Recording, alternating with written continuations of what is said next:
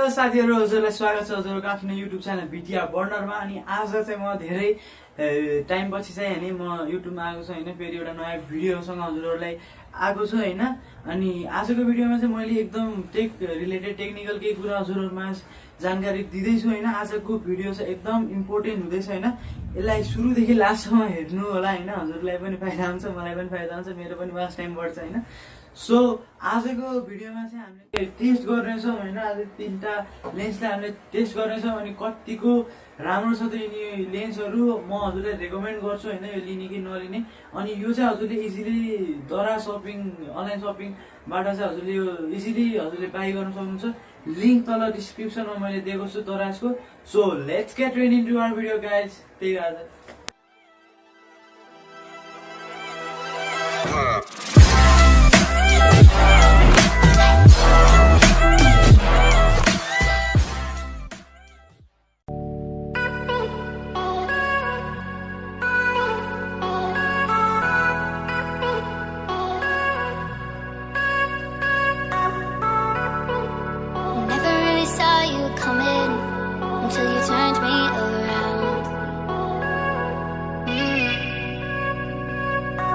स्वागत छ। अनि आज चाहिँ मैले कुरा गर्ने भनेको चाहिँ मोबाइल लेन्सको बारेमा हो। अनि आज चाहिँ मसँग तीनटा टाइपको लेन्स छ हैन। अनि तीनटा मध्ये सबैभन्दा मेन मुद्दा आजको भिडियो चाहिँ जुमिङ लेन्सको हुनेछ भने, अनि दुईटा लेन्स चाहिँ साइड हिरोको टर्ममा मैले लिनेछु हैन। अनि आज मैले यो लिइरहेको चाहिँ यसको नाम चाहिँ फिस आई लेन्स हो हैन।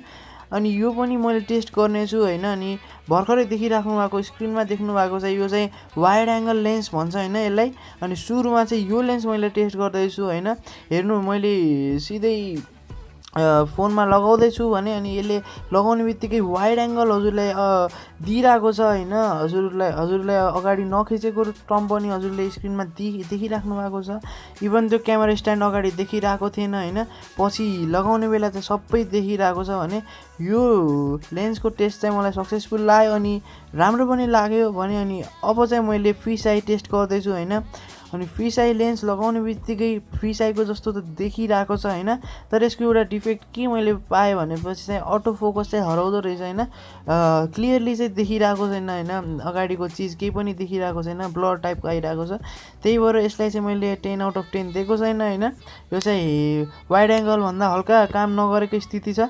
अनि आजको मेन मुद्दाको कुरा मैले अगाडि पनि भनिसकेको थिएँ, जुमिङ लेन्स हो जसले चाहिँ एकदम दामी तरिकाले ब्याकग्राउन्ड ब्लर गर्छ हैन। अनि एकदम राम्रो DSLR टाइपको भिडियो क्वालिटी प्रदान गर्छ हैन। यो चाहिँ धेरैजना युट्युबमा अनि टिकटकमा युज गरिरहेका हुन्छन् हैन युजरहरूले। अनि सो आज यसलाई मैले टेस्ट गर्दैछु। अनि टेस्ट गर्ने लेन्स लगाउने बित्तिकै हजुरले हेर्न सक्नुहुन्छ स्क्रिनमा कति राम्रो क्वालिटी आएको छ हैन। अगाडि लेन्स नलगाउने बेला चाहिँ कस्तो भद्दा टाइपको केही नमिलेको जस्तो आएको थियो भने चाहिँ लेन्स लगाइसकेपछि चाहिँ एकदम दामी क्वालिटी हजुरले पाउन सक्नुहुन्छ हैन। ब्याकग्राउन्ड ब्लर भएको छ, स्याचुरेसन ठिक्क मिलेको छ भने एकदम दामी तरिकाले यो जुमिङ लेन्सले काम गरेको छ हैन डेमा चाहिँ। अनि मैले यही जुमिङ लेन्स चाहिँ नाइट पर्फर्मेन्सको लागि भनेर मुन खिचेको थिएँ हैन। अनि इभन मुनलाई पनि एकदम दामी तरिकाले फोकस गरेको छ हैन, जुम गरेको छ। अनि एकदम डार्क स्पट पनि हजुरले हेर्न सक्नुहुन्छ। अनि यो फोटोको मामलामा चाहिँ कस्तो छ भनेर हजुरलाई जान्न जिज्ञासा आउला हैन। एकदम दामी छ, हजुरले स्क्रिनमा देख्न सक्नुहुन्छ एकदम DSLR टाइपै फोटो निकालेको छ भने यसलाई हटाउने बेला चाहिँ एकदम लो क्वालिटीको फोटो हजुरले स्क्रिनमा देख्न सक्नुहुन्छ। अनि यो लगाउने बित्तिकै यति राम्रो क्वालिटीको फोटो आइरहेको छ। त्यही भएर साथीहरु हजुरहरूलाई यो मैले रेकमेन्ड गर्छु। सो यो भिडियो यदि राम्रो लागेमा हजुरले शेयर, सब्स्क्राइब र लाइक गर्न सक्नुहुन्छ।